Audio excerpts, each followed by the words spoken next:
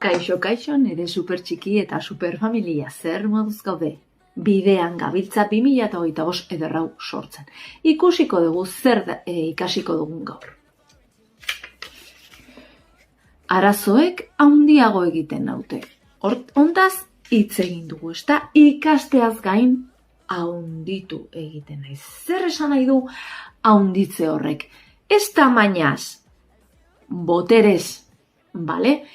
Arazo bat daukagunean demagun lagunekin, eskola, agian lagun batekin haserretu zea, zu arazo hori gainditzerakoan badituzu beste tresna batzuk aurre egiteko.